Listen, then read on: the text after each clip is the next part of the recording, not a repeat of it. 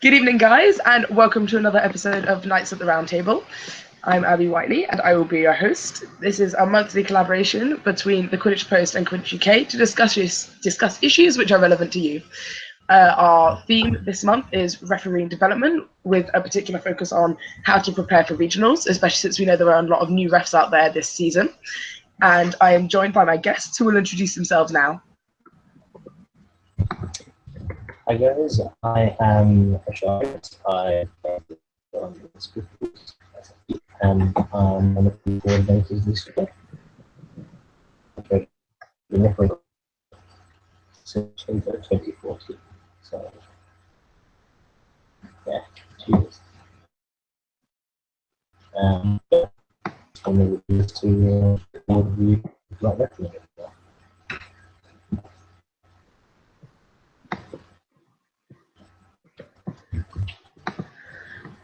Okay, thank you guys. Sorry, that was a bit of it.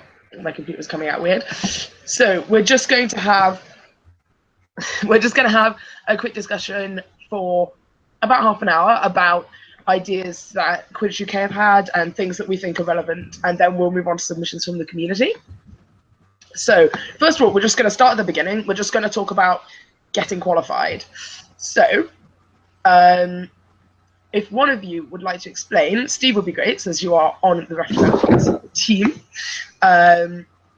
Although you both are actually. So either of you would be fantastic. How does the ref qualification procedure work? So just talk us through that. Okay, so this year we've kind of split it into more than just qualified and unqualified on the basis of online test. So we've expanded it, so we have 5 levels this year. Level 5 is just your unqualified, so that will apply to the general consensus of people. Then level 3 and level 4 are kind of grouped together. They are both so just written tests. So level 4 would be just online, and level 3 would be invigilated. So you are watched by someone who is certified by QUK to invigilate an exam, essentially, so you know that you haven't got the rulebook open, you're not cheating, discussing answers or whatever.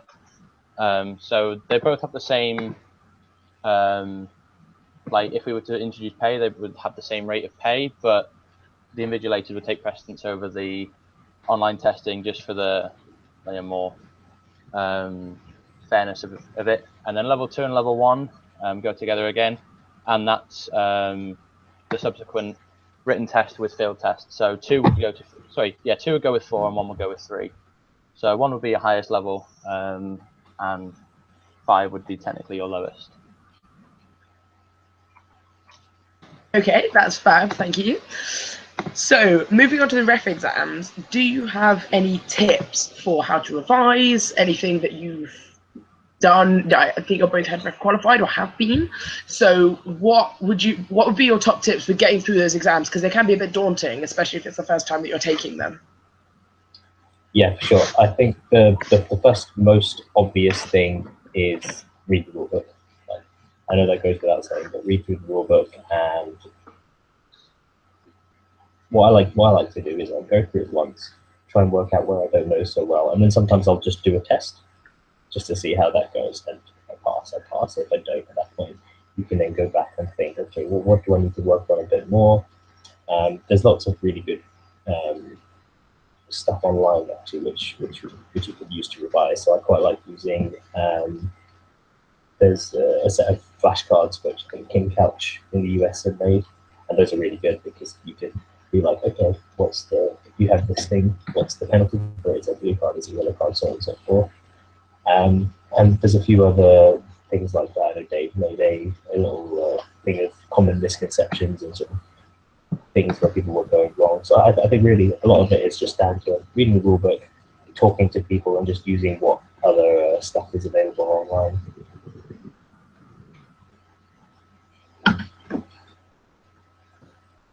Yeah, that's great, thank you. Steve, do you have anything to add? Not really. It's just what you would do for a university standard exam, or what you would have done if you were finishing university. Just go through the teaching material, which is essentially the rulebook, any helpful materials that we put out on the internet. Just I'd say for online tests, mainly learn your penalties, learn your turnovers, and learn the terminology used so that you don't get confused between things. Yeah, because I think one of the big things is reading rules and regs. Like when we're talking about online materials, it can actually be really helpful to read those because they're often worded in a similar way to the rulebook. So it's like, oh, red beta A and red beta B. That's what really threw me when I took mine, was that there was just all these. I was finding it very difficult to visualize. So getting used to reading that kind of terminology can really help. So I think that's really good advice. And like Ashara said, I think sort of remembering that you can take them multiple times, so it can sort of demystify it. Even if you fail horribly, just doing it once and getting used to that format, that you can take it. I think, is it 5 times? It's Like 4 times. 4 times. Yeah. So really taking advantage of that and getting used to it, I think can really, really help. So something we've seen some teams doing this season especially is teams doing their own sort of internal invigilated exams. Do you have any tips for how one would set that up? So it's obviously a lot easier for people like myself and Ashara because we can just dip into our word bank or our class marker account and just randomize a test. So we're hopefully going to team up with the teams department and try and get a team volunteer, delegate, whatever, to come forward and be their team's responsibility for doing the invigilated tests. So we basically send them a copy of one of the exams without the answers. They would print however many they needed out for their team, book out a lecture theatre, whatever, for however long the tests are needed for, invigilate the test, make sure that it's being done properly, and scan them, send them back, and we can mark them and send out results as needed. So literally just get your team to put their most honest / most QUK involved person forward, so that we can get in touch with them, and it's dead easy from there. Oh, I think that's great. I think that's so good that it's getting more centralized and people can get a bit of that support. Because especially for teams, what's quite common is you'll get one person who's super keen and one person will get like head ref qualified and then they'll encourage other people in their teams to do that. So I think it's nice that there's support for teams where someone isn't necessarily there like that. Yeah, I think doing stuff like this in teams is actually really, really useful just for getting people involved. Like I know there's the Southwest ref off at the minute a few years ago, and then Southampton and London had their own ref off. Yeah. I think those kind of things where you have a little bit of competition in it as well are really good to just to do within your own teams, just to get encourage people to do it. Yeah, like you can tell it's engaging teams more. I know last year, obviously playing for Bangor, I think myself and 1 or 2 other people were referee qualified, but already this season we've got about 7 or 8. So that's really great. That's so early. Teams to get, more volunteers, so it makes things a hell of a lot easier for Northern, Southern, and BQC. And with the new leveling system, it kind of gives people that extra incentive to get that 1 level higher, 2 levels higher. Yeah. Which makes it again a hell of a lot easier for rest schedules. Yeah, definitely, because it almost gives that competitive aspect. Then also, I suppose it's a really good way. I really like it because I think it's a great way of differentiating. So you could be like, okay, we've got 1 like level 5 assistant referee, fine, but we're going to pair them with actually these 2 level 2 ones we've got. So instead of you are an assistant referee or you're not, for example, you've got some kind of differentiation in there, so you can create better, sort of more rounded ref teams. So I think that's really nice. So if we move on to field tests, I believe this is something that has existed sort of at points for snitches and for head refs, but how are they working now? So what's the main situation with field tests as they stand? So the way field test works is they, so once you've passed your written tests, you will then sign up for a field test online. There's a form floating around, but we can link it in the post later on if you're interested. And then what will happen is, I don't know, one of them, myself, Steve, Dave, or Zoe, will watch one of your games, and we will basically work out where you have got good areas of your reffing, where you haven't got so good. And at the end of it, you'll get a score. And if you believe the score is high enough, you will then be a field test referee. And so in the past, like you say, they've had that for just the head referees. We are now also implementing that for snitch referees and for assistant referees. So we had our first training day about a month and a half ago, must be now, in London. And in that we had assistant referee, snitch referee, and head referee field tests. And so I think they're a really good way of sort of ensuring quality, because whilst the written test is really good for testing rulebook knowledge, as we all know, you can be the most knowledgeable ref in the world. If you don't know how to apply it in a real game situation, it can be a lot more difficult. Oh yeah, absolutely. Yeah. So yeah, I think that's the main reason for our sort of push for this. I think just trying to make sure that the referees we've got are of that higher standard. And remember, if you do get yourself field tested, you do get paid double the rate of someone who is not. So it's well worth doing it if you can. And you'll get prioritized over just written assessed people. And when it comes to day 2 of big tournaments, that is a bit more of an incentive. So is that your hope? Is it your hope to have, on the day 2 of big tournaments, let's say for BQC, would you hope to have every ref field tested? Hopefully, yeah. So that's the dream. One of our main issues at the start of this year is availability of people for tournaments to field test. So Highlander, for example, there was only myself and Ashara, and we were playing or reffing most of the time. Because it's so early on in the season, new rulebook, new tests, we're 2 of the only qualified refs, or we were at the time, going to that tournament. So now that we've got more bigger tournaments coming up, wham, there are more of us available. One thing we're looking to do is have QUK official field testers. So we'll get people who we feel are going to be good enough to field test others, so that if myself, Ashara, Dave, or Zoe aren't available, we can, and there's going to be someone going to a tournament who we know can perform a reliable field test, then it's going to be a lot more available to everybody else who wants one. That's fantastic. That's such a more comprehensive way of doing things. That's really great.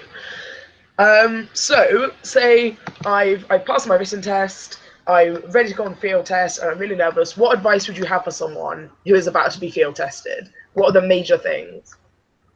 So my advice would be try not to get field tested in your first ever game. That's generally a good tip. So the first time I ever got field tested was my first ever head referee game.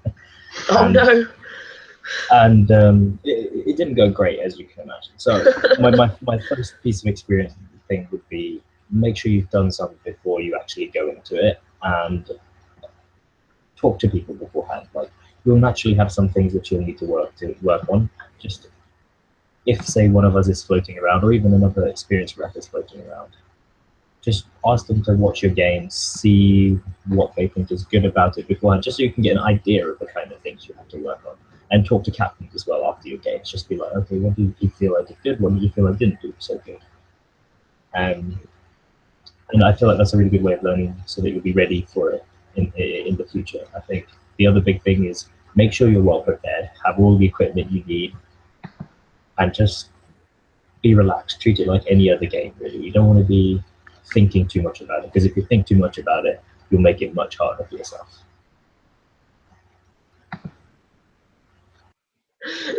Yeah, I think that's great. I think that's really good advice. Especially, I wouldn't have thought about making sure that you ref some games before getting field tested. In my mind, I was like, yeah, you just go straight in and get field tested. But actually, that's really good. That's a really good point.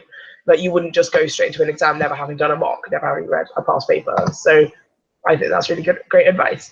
So preparing to referee at a tournament, obviously, I think a lot of what we covered in field testing will be covered here.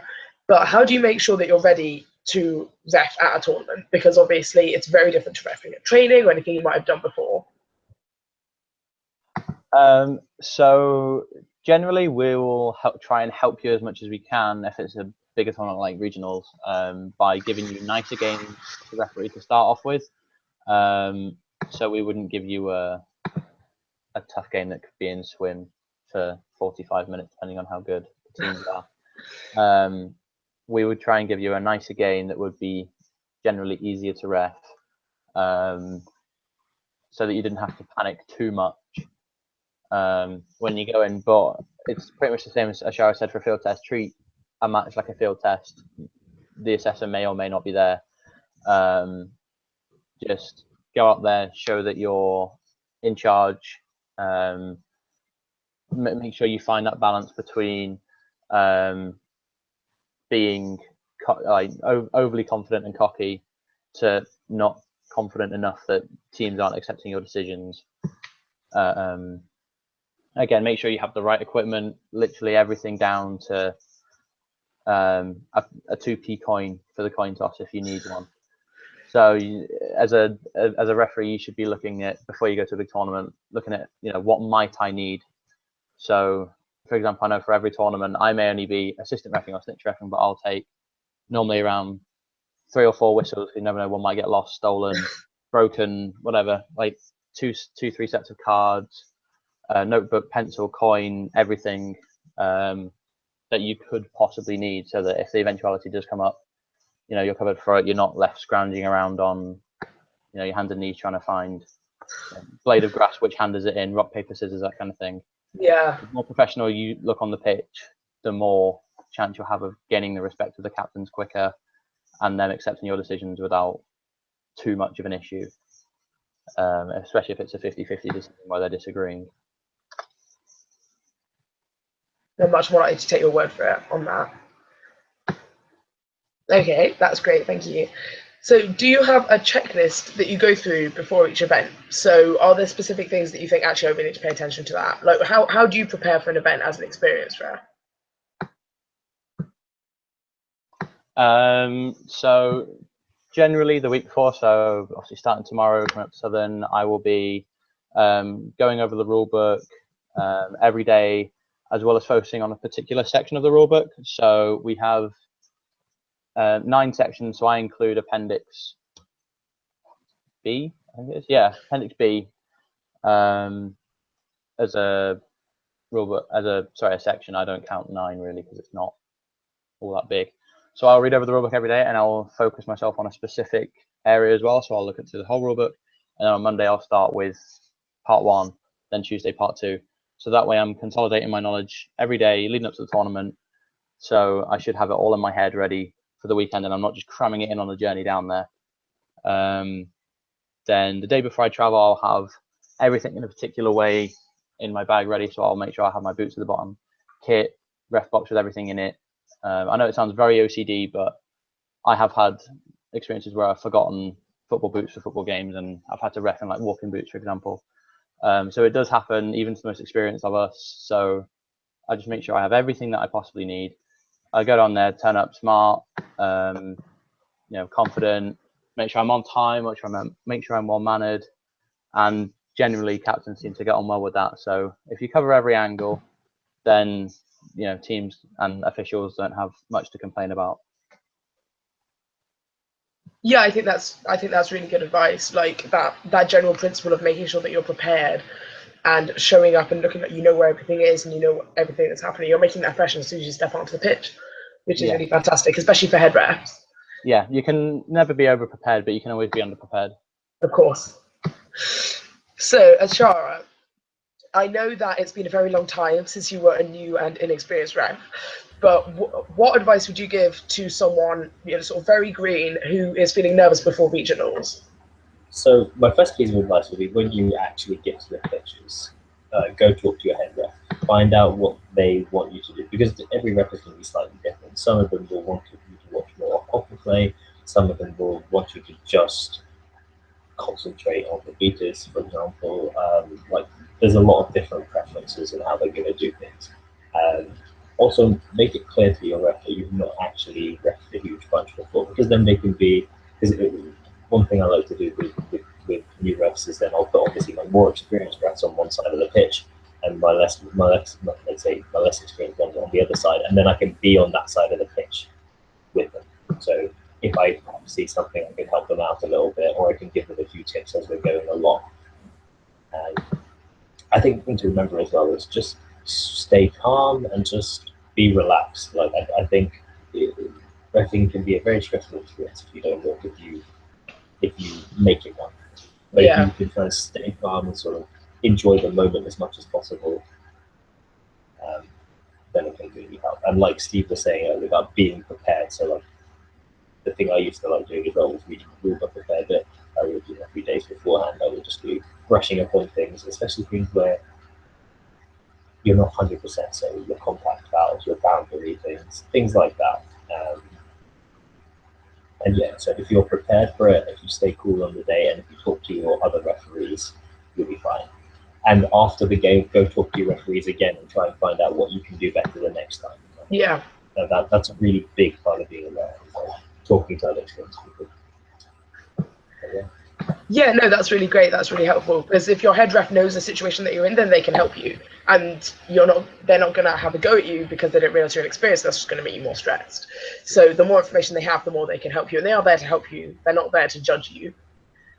Steve, did you have anything to add? So another thing I would say is, with, I'm guessing, 1 or 2 training sessions for each team coming through now, try and get away with reffing a scrim, especially if you're non-playing. So, as you know, assistant ref, or even if you're a substitute, just look for things when you're waiting to be subbed on. Or even if you're playing first slot and reffing second slot, obviously I know you're going to be focused on the game, but if you can, just look at, because you might have a more experienced ref team doing your game. So just look what their positioning is like, what they're looking at, what they're calling, their mannerisms, that kind of thing. So the main one, like I say, would be doing scrims in training with people because there's going to be no backlash to decisions. They'll help you through it. And again, just to consolidate what Shara said, speak to your referee team beforehand. Just let them know, and I'm sure the head referee will be, more than happy to put you with another official on the same side to help you out. Especially towards the end of the season, where we're going to start getting very high-end officials and still new officials. So we are here to help you out. We're not here to just put you in the deep end and say goodbye. Yeah, no, absolutely. And I think I went into World Cup as a relatively inexperienced ref. I was asked refereeing at World Cup, and I'd refed a few here and there. I'd refed sort of friendlies and Valentines and things, but nothing really major. And I think one thing I definitely learned from that, and advice I would give to inexperienced referees going to regionals, is accept that you will make mistakes. Even the best referees make mistakes, and you will not be the best referee on your first tournament. It is okay to turn around after the game and go, you know what, I should have called that. And that's how you learn, is by acknowledging those mistakes. I think someone was saying earlier about don't go in too cocky, don't go in being like, oh, well, I'm going to be brilliant, I'm going to be the best ref ever, because you won't. And also, when you make those mistakes, don't internalize it. Don't turn it into, oh, I'm an awful ref, and I always will be an awful ref, because everyone has to start somewhere. And if teams are yelling at you, you can turn around and say, actually, I'm a ref and you can't talk to me like that, and tell your head ref that they're giving you lip. Even if you know that you made that mistake, don't say to the teams, oh, I'm so sorry, I'm just an awful ref, because then they won't trust you. And I think having confidence in the knowledge that you will make mistakes and that you have a right to make mistakes because you need to learn, I think that's really important, and that's definitely something that I took away from that quite stressful experience. Yeah, I definitely agree with you that confidence is pretty much after rulebook knowledge, or even the same level as rulebook knowledge in terms of being a good ref, because the thing we always say is a 51% rule. If you are more than 50% sure about a call, make it as if you are 110%. Yeah. Because they won't. The team won't know that at the end of the day. Or if you waver and kind of falter, they'll feed on that. If you shut them down and are like, nope, this is the foul, this is what you're getting penalised for, they've got nothing to stand on. No, absolutely. Whereas if they show, especially that first couple of calls, where if you're like, oh, really? Oh, maybe I was wrong then they're going to keep pushing that. Okay, so sort of moving on in a similar vein, we're just going to discuss for a little bit what makes the difference between a good referee, someone who does their job, and that's it, and a great referee. So how you can make that jump, from an adequate novice to a real master of the refereeing art. So could one of you, Steve, talk us through how referees can progress, how that progression is going to go? So I would certainly say start off small and work yourself to bigger things. So don't start off with BQC final, regionals, that kind of thing. I would certainly suggest starting off with training scrims, smaller QK unofficial tournaments, and then maybe a bigger unofficial tournament like Valentine's or Christmas, especially Christmas and Valentine's before BQC. And then start working yourself up to regionals. Consistent personal development is the same thing. Don't think, well, once this regional's gone, I'm not going to be reffing again until January. Don't put the rulebook away and leave it there till after Christmas. just keep consolidating your knowledge, keep looking at rules and regs, ask questions, go to development weekends. Like I can't stress that enough as a ref. Like when I first started out in my refereeing, I was doing football on a cold Saturday morning in Liverpool, getting shouted at by parents. And like once I had opportunities thrown in front of me, I took them, and then before long, I was getting coached by one of the best football referees in the country. So obviously, I can't promise that with Quidditch because there isn't a distinguishable, like world-class standard official yet. So, but I would say take every opportunity you can. At the moment, the best we can offer from QUK would be our development weekends, especially like the one we put on in London. I think a lot of referees were very new going into that, and I feel like they learned a lot. They certainly said they certainly said that they had learned a lot. So take opportunities that you get given. Don't take criticism to heart. Take it as a development point, and speak to more experienced referees. Speak to higher level referees. Watch some of their games. If you have a free slot at regionals, go and watch them. See what they do. That makes them that one level higher, for example. That's great, thank you. So your advice on who to go to for feedback would be mostly those really experienced referees. I would say probably don't go to teams because they think they know everything and they don't. Yeah, I would certainly say do not go to teams, especially after you've just refereed them. Yeah, because then again, it's that issue of if you go to them and you're like, oh, I'm sorry, I was really bad, then please let me know what I can do to improve. Then that's going to discredit you as a ref. And if you've got them in 2 game slots time, they're going to go, oh, this is one. Yeah, as the other thing with that as well is if you go up to a team, if you go up to the 2 teams, say after a swim game that had lasted for half an hour, one team's obviously going to be very disheartened. They might not be overly fussed by reckon, oh, I didn't really notice anything, or oh, you weren't that great, you should improve on this, this, this, and this. Whereas if you go up to the winning team, they're like, oh, you're a great ref, really well done, can't fault it. It could be misleading from either way. Yeah. No, absolutely. People are definitely going to have that bias either way, so it's best to just leave it alone. Unless, of course, one of the people on the teams is a very highly qualified referee, in which case they're covered in point 1. So we're going to move on to the discussion points submitted by the community. So these are all going to be of a slightly different nature. They're not going to be quite so grouped thematically.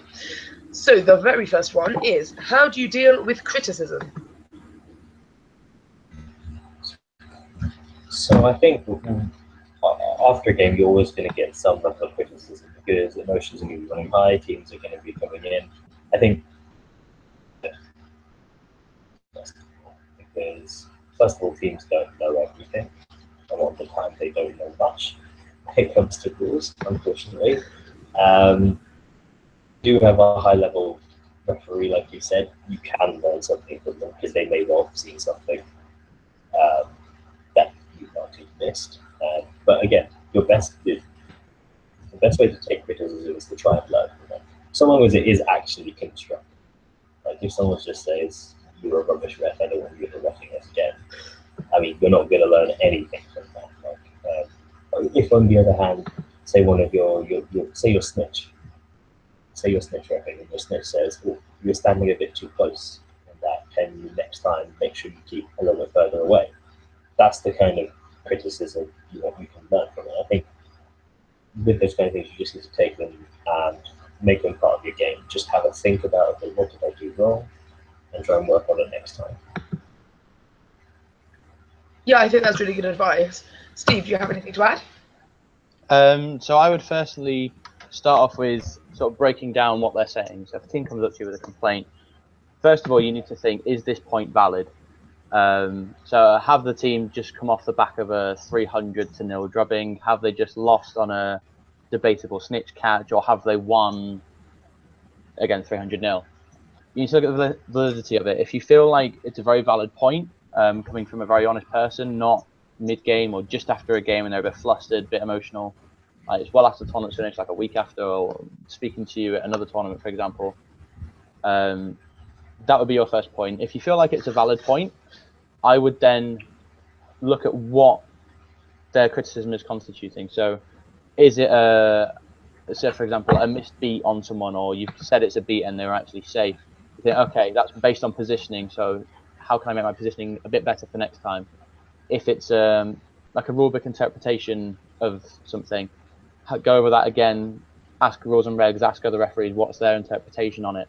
That's what rules or UK Quidditch snitches and refs, because nobody's going to have the same interpretation on a rule. So if you can get the general consensus, see where other people are coming from, then it might, tweak your view on it. And again, if you've got the rule completely wrong, go and look it up, learn from there. Once you do your next game and you've, looked at that criticism, you tried to respond to it in your own way, don't let it come back again. Don't have it sitting in the back of your mind, because otherwise, if you're looking for that one particular thing that you got criticized for in the next game, you will only be focusing on that. Yeah. And it has happened. It does happen. So I would say, let it go from there. Just carry on doing your job as you would. And if you get criticism again from that match, look at it again. No, absolutely. I think that's a really good point about not getting tunnel vision, because it might be like a sliding thing and you spend the whole match looking at sliding and it never happens. So, meanwhile, you're missing beats left, right, and centre because you're so focused on that one thing. I actually think Ashara made a really good point about differentiating constructive criticism and helpful criticism from just rudeness, basically. Because I think I think you are still a referee. Once you've stepped off that pitch, you are still a referee. So if someone comes up to you and they're like, oh, you were an awful ref, then my personal advice, you may disagree, and I'd love to hear if you do, but my personal advice would be to say, okay, what do you think I did badly? I'd like to become a better ref, and I'd love to hear your thoughts. And if they don't have anything specific to say, then, as you said, if they've just had a massive blowout or a very contentious snitch range game, then they're just flaming out whoever's closest. That doesn't mean necessarily saying, yes, I was awful, please help me be better, but asking for that input can be quite helpful. So, this question, I'm going to read it out exactly as it was submitted, and I would love to hear your responses. It says, do you think the amount of referees that referee because they are terrible players are doing it for the wrong reason and hinder the game?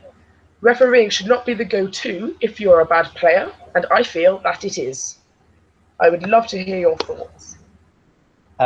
So, I'd like to open the floor with this one and say I vastly disagree with that statement, because some of the best referees in the countries aren't the best player, some of the best players aren't the best referee, vice versa. Some of our best referees in the country are some of the best players. Some of the worst referees, aren't the best of players. So there's correlations on all fronts here. By picking one, I certainly wouldn't say that, it's a valid point, because like I say, there are lots of variations on refereeing to playing correlation. So taking it down literally, there's no true definition of a terrible player. Like, people will have flaws at some things and excel at others. So one reason for potentially not being the best of players and seen by that way from other people and going into refereeing is maybe reading the game. So for example, last season I was very new to Quidditch. I'd stuck to being chaser keeper, and I knew absolutely nothing about beating, and I wouldn't have been able to beat to save my life. So after going to EQC as a ref and BQC and looking at some of Europe and the country's best beaters in action, I had a lot better understanding of the game, especially from a beating point of view. How to get possession back, their techniques, what do they train on week in, week out? What kind of qualities do they possess that a exceptional beater should possess? So I wouldn't necessarily say, again, that's a valid point, because the term terrible isn't definitive enough to say that, oh, just go to refereeing then. Another point I would make is, even if you aren't the best player, going to refereeing isn't necessarily the worst move. Absolutely. So from the sports that I referee, I do rugby, football and Quidditch. And I know that I think about 40% of the Premier League referees at the moment, they tried football, weren't very good at it, went to refereeing, top of the country now. Same with Super League. 3 of them can't throw a ball or catch a ball. but they're still on the panel of the top 6 in the country. And they have a greater understanding of the game than most of the players. One of them's a coach as well. So you're looking at it from a refereeing perspective. I would say it has no link to the game whatsoever. Looking at the list of referees we have at the moment, again, I would I would say there is no correlation between playing ability and refereeing ability whatsoever. From a player point of view, I don't know. That's someone's opinion. If somebody has that opinion, they must have it for a reason. I wouldn't say they're just going to say it out of spite, or at least I hope they wouldn't. But that personally would be my view on it. No, I completely agree, actually, because I feel it is rather a generalization to say that, refereeing is the go-to if you're a bad player. I mean, Jesus Bennett is one of the best referees in the country, in my humble opinion, and they're on Team UK. So, and as you said, there are correlations in every direction on that. And furthermore, as you pointed out, the correlation between refereeing and playing ability is not necessarily extant. Just because someone is a bad player does not mean they'll be a bad referee. I think you covered that very well. So we're going to move on. So this one is on rule interpretation, which can be a big, scary topic, especially for new referees, because in rules and regs, you've got all these obscure topics being discussed. It can be quite intimidating. So there seem to be differences in the interpretation of some of the rules between the UK and the USA. How can we get in touch with the US rulebook team to clarify certain rules? I would also ask if you feel that contacting the US rulebook team is the best route for that. So, Ashara, do you want to take this one? Yeah, so it's actually a really interesting question, because we are essentially running the same rulebook as the US, and as some people I'm sure saw from World Cup, there were some differences in how referees from the UK, Europe, and the US did interpret certain rules and how they did reference. And in a lot of cases, I don't actually think it's one side necessarily being correct or the other side not. I think there is genuinely sometimes this aspect of referee discretion into it. But at the same time, we do need to bring it more in mind. First thing first, it's actually worth pointing out that even across the US, there's a lot of distinction. It's pretty well known, from amongst refs, it's pretty well known that, say, certain parts, say, I think maybe the Southwest has got a lot more lax. They've got very well-known habit of being very lax with contact rules, for example. Yeah. Whereas other parts of the country are much stricter on this. And so myself and some of the other referees have actually talked to some people in the US about various things. Notably, obviously, there's conversations through rules and regs with things like with people like NTP and Chris McComb and stuff like that, people who are very experienced refs in the US. And we have talked about these kind of things where it's like, okay, how would you interpret this? And at World Cup as well, there's a lot of discussion between people talking about what is the correct way to interpret this rule. And I don't necessarily think we need to change it so significantly, if that makes sense. Like I feel like we're at a good point now where we're sort of making our own kind of things. I realize I'm rambling a bit now, but yeah, I just think there is going to be a certain amount of referee discretion, and I think to some extent we shouldn't be scared of that. I think that's going to be a natural part of our finding our own referee style. I mean, everyone's going to have their own style. I mean, even amongst the ref development team, people all got slightly different levels of strictness, I would say, and certain different levels of interpretation on certain things. So, yeah. So I think Steve probably has some points which you can probably bring along as well. Yes. So, first, I would say, unless it's explicitly said in the rulebook, there's always going to be overlap with referees, not just across countries, across continents, but within our own governing body as well. Like, there's questions that I'll throw up to David Owen and Ashara in our little chats, and we'll all have a different answer. So I threw a question up the other day. I said a blue, someone said a red, someone said a yellow. So there's always going to be an overlap when there's a grey area, which, being a new sport, there will be for some time with Quidditch. So the way that obviously you've got your lenient referee who will look at the lighter side of thing, letting the player off. You'll look at the letter of the law referee. It's like, this is the rule, I'm sticking with it. This is your punishment. So as I said before, so we have 9 parts to our rulebook. One thing that I look at it as, there's a part 10, which would be common sense. So if somebody's done something, definitely unintentional, like a small trip, it could well be illegal. Are you seriously going to give like a yellow card for it, or something along those lines? It's not the world's greatest example, but something along those lines. My way to approach it would be sympathizing with the player. Obviously, being a player, if this was called against me, would I feel hard done by? Would I feel it justified? I think players tend to get along well with that. Like if it's a tough match, and there's a lot of hefty tackles going in, you've got to keep that consistency going, which I think is the team's main issues. Yeah. Yeah. Just to back up what Steve said there, I think consistency is actually the main point. Like, you want to make sure that you are consistent within every single game. So if you are calling a certain thing a yellow card for one team, you need to be calling that yellow card for the other team if it happens later, or if it happens to the same player again later. Anything like that, you need to be consistent. Right? Yeah. Because for one, it sets boundaries on what the players expect of you, and also on top of that, it means you can't be accused of bias, because bias is pretty much can be accused of being.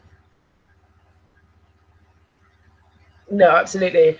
And I think your point about being consistent, that also applies to AS refs especially, which I should have said when we were talking about inexperienced refs, sorry, is if you decide to make a call, follow it through. So if you say they're beat and you don't follow that up, what's the point in you saying it?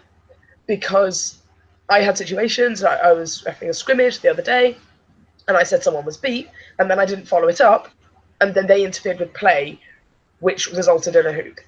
And then the other person who was refereeing came over to me and was like, "Did you call them beat?" And I was like, "I did, but I didn't follow it up." And that put me in an awful position because I wasn't following up on my ref calls.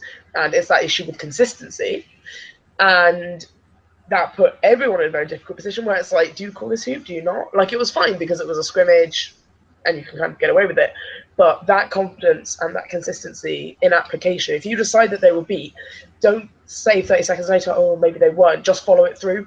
Even if they turn around and say, oh, well, I wasn't, then you can just say, don't chat back to the refs. Like, you've got to follow that through. It's what you were saying earlier about if you're more than 50% sure. If you're 51% sure, you follow it through as if you were 100. Okay. Next question.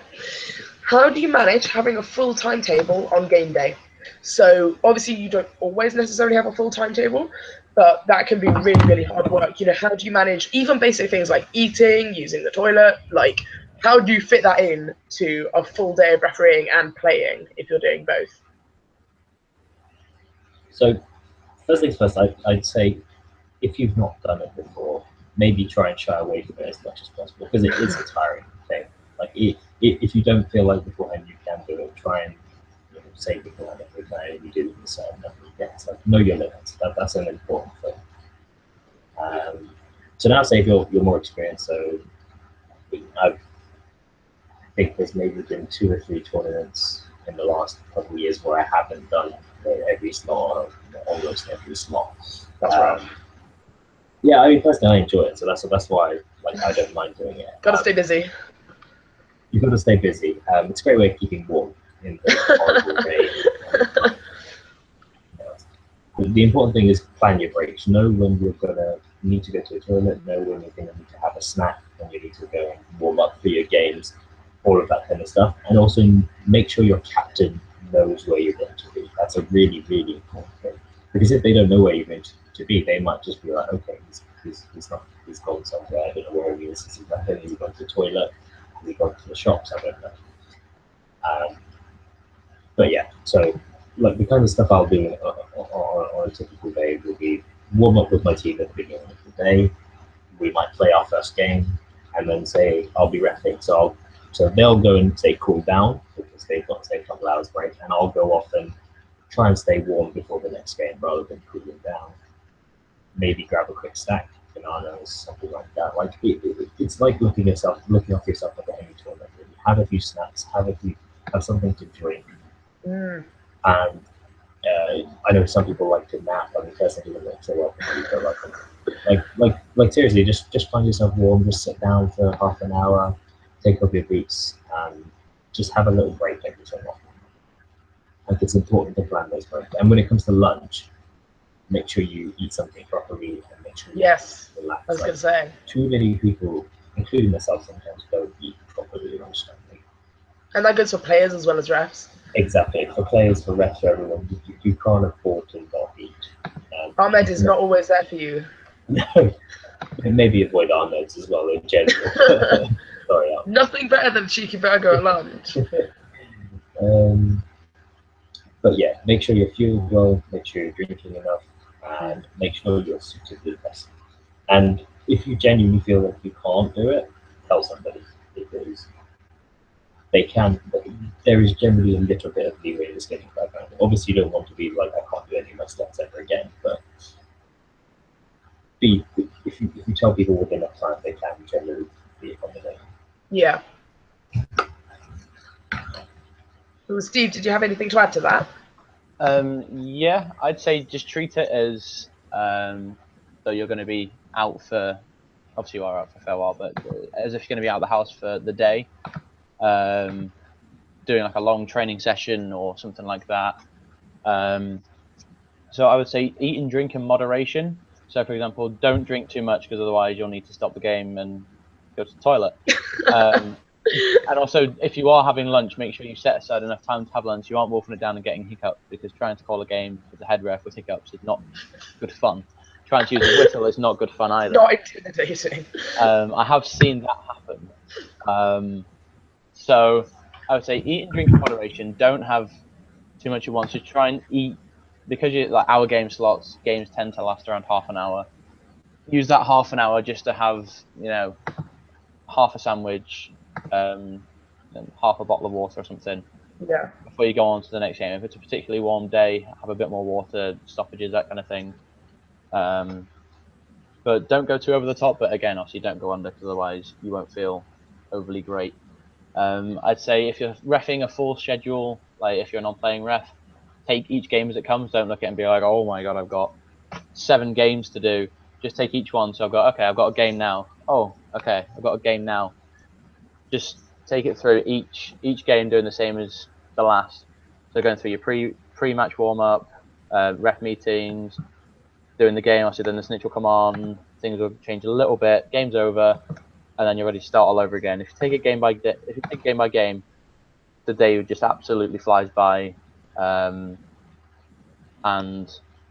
you know, I've never had a problem with long days. Following that advice, anyway. Yeah. No, that's really good. I think that is really good advice. And I think it's definitely clear from the way you two speak about it that you really enjoy refereeing. So, like, obviously everything is so much easier if you actually enjoy it.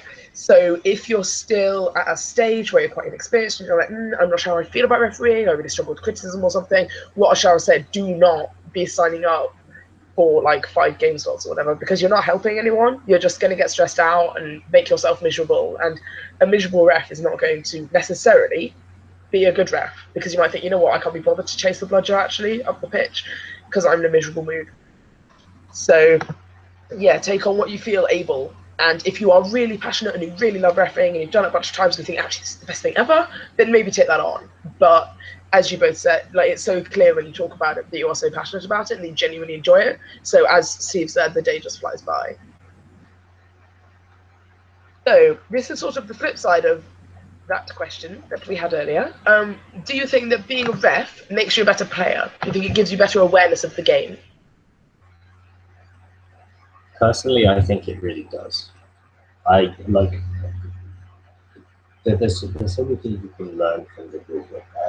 Whether it just be, you know, actually knowing what is legal. Like there are certain players who genuinely don't know what is legal. Like the common one So is many. like people like I've had people getting annoyed at someone say pushing someone. I'm like, oh, like you say, pushing someone who doesn't have a program, you're like, oh, that's completely legal. And then they're like, oh, I can use that in my game now.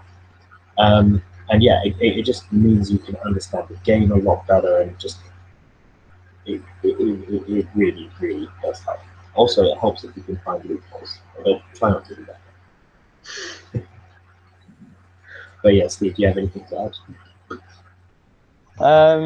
Not overly. Like I said, it gives your game sense a boost, especially if you're refereeing teams that are above your seed, like top end teams in the UK or EQC, if you get to go to European Games or World Cup. Getting to see how other people play, seeing how you can integrate that into your game. I would certainly say it makes you a better player on pitch, but it will like exponentially make you more annoyed when referee decisions don't go your way, because you will be there pointing out, oh, I'm sorry, but under rule 8 point whatever, this is a rule. The refs are the worst players to ref. Oh yes, I totally agree. I am an absolute. That goes for the two of us as well. Noted. So sort of we've talked a lot about development and becoming a better ref, and I was wondering if you had any specific advice about people that are snitch refs or ass refs and how to get them up to head ref level. So I know that everything you've said about reading the rule book and being really confident in your calls, that's all going to come into it. But what do you think are the major differences between head reffing and lower level reffing, and how can you manage that transition? So I think I'm probably a good person to go for this, because I had a very, very long period as an assistant ref before I started doing head reffing. Like I did it for most of a year before I really became a head ref.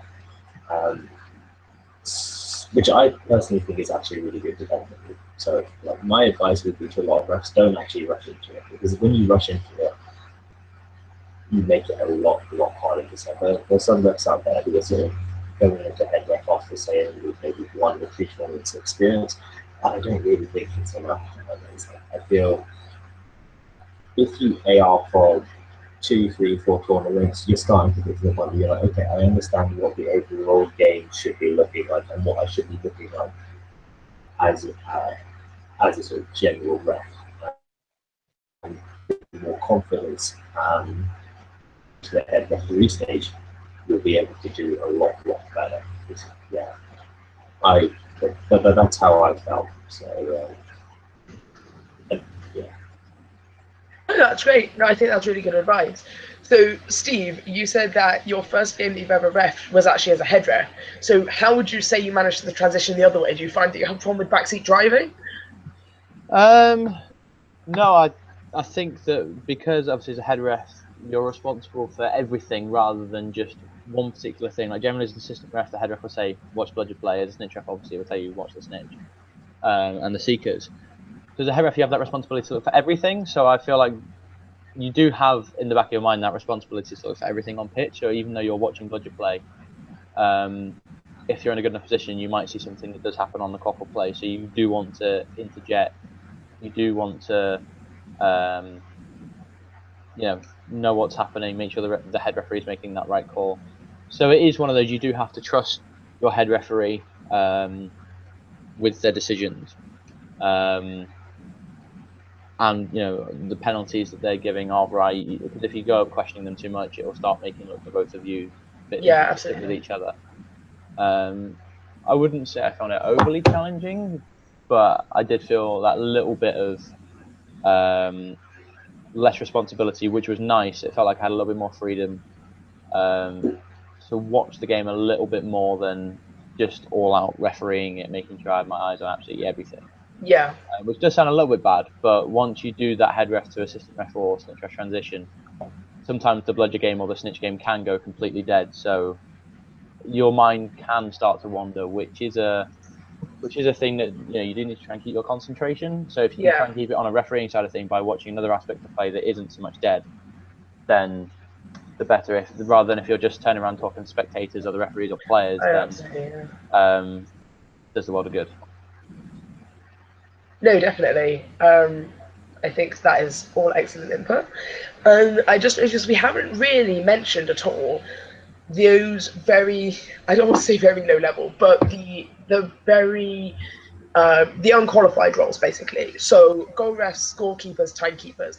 And those are roles that often people who aren't very experienced, who want to just help out but don't want to commit to anything, haven't taken rep tests, do. So what would be your main piece of advice for someone going into goal ref? Because we all have bad goal refs, and how do you deal with that? And the same with scorekeeping and timekeeping. What are the major things that you have to bear in mind? So obviously, being a qualified referee, you'll have more responsibility. You have that piece of paper in effect behind you saying you deserve to be on this pitch. Whereas, like you say, a goal ref could just be a man and his dog. It could be a head ref qualified person. So you don't want to make them have to deal with stress. So I know Ashara said before, if you're 51% sure, act as if you're 100%. But for me, sometimes that does, especially with goal refs, that can lead to like errors of judgment. So they think, oh, I think that was through, so I'll give it, and it might not be. For me, I would tell them only if you're 100% sure, give a decision. If not, pass it off to me or one of the assistants. As a goal ref, yeah. As a goal ref, because that way you're not giving them that extra authority. And if there is anything, oh, come on, ref, that was clearly through, or that clearly wasn't through, you're taking it away from them because, like they said, they don't know. They're giving it to you. You can take that slack, and as a referee, you will be getting trained on how to deal with, that kind of thing. You can walk away from any backlash from players, whereas a goal ref will have to just stay put. Yeah. So with time scorekeepers, so for regionals, we're hopefully going to have table notes on what to do. So I'd say just read your roles. Oh, that's great. As a head ref, I go through with the time scorekeepers and goal ref, their roles and responsibilities for the game. I make it overly simple just so they don't overcomplicate things. So I don't bother with the give a goal but shake the head, anything like that. I say if it's gone through the hoop, it's gone through the hoop. I will try and make my positioning good enough to see beats, not beats, that kind of thing. Because that is your responsibility as head ref. You can't just stand in the middle of the pitch and expect the other referees to do it for you. They are there as assistants rather than, insisting your decisions for you. Of course, yeah. Great, that's really helpful, thank you. So just to round up, I would like to ask you both, you can give one response. What are the major challenges for refereeing? So what has been the single major challenge that you faced as a referee? I think probably it would be a case of it's a hard question. I think dealing with contentious games and sort of making sure that you really do so you're confident and making sure that you are the referee. You're not just like another person there. You're not their friend for that game. Like after the game, go and be friendly. That's fine. Like so long as you give it enough time that you're out of that sort of official capacity. But yeah, I think making sure that when you are in a game, you are in that referee mode. So you can't be overly friendly with equal side. You need to be consistent, and you need to treat it like a job as well. As saying, like when you are on pitch, you are doing a job. You're not there to necessarily like you. I'm hoping that everyone who doesn't will enjoy it, but your primary role is not to be having fun in the same way as when you're playing. Not there to make friends. No, you're not there to make friends. You're not there to make enemies either, but you are not there to, if one of your friends might be a captain, for example, and you can't be thinking, okay, what will happen if I give them a yellow card? Will they not like me anymore? That kind of thing. And I think with Quidditch, it's actually it's a really difficult issue to navigate because of the fact that we are a relatively small community, and you will know 90% of people. I know for a fact reasonably good friends with most of the captains, there's a significant number of captains. And, friends with everyone.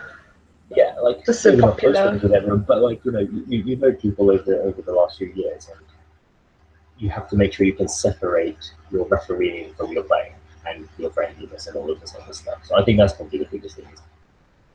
No, that's really great. Thank you. Separate. Yeah, that's really interesting. What about you, Steve? No pressure. Ashara's answer was really good.